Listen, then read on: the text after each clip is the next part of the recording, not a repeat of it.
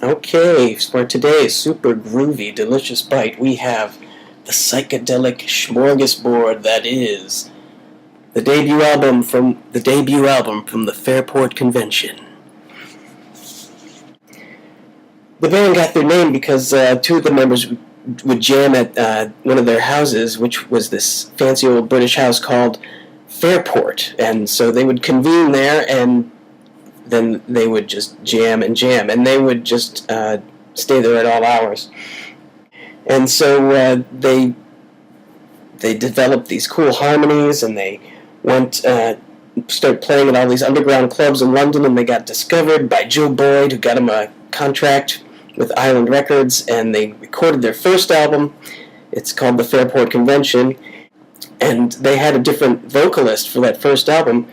This Judy Dibble. Judy Dibble was their first vocalist, and after this album, she would go on to do other things, and they brought in Sandy Denny for a number of albums for when they became more of a folk rock band, and they started this whole folk revolution in Great Britain.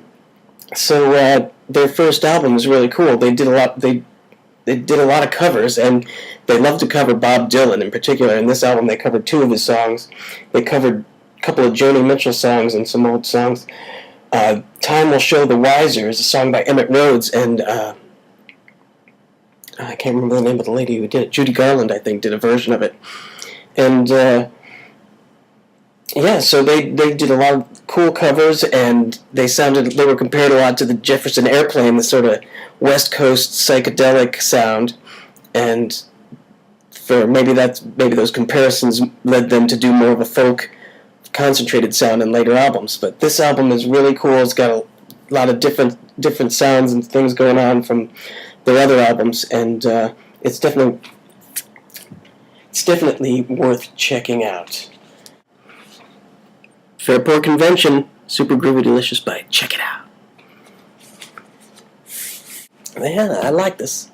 It was fun to discover it because I didn't really know it very well, so it was very cool. I still don't know it. Mm-hmm.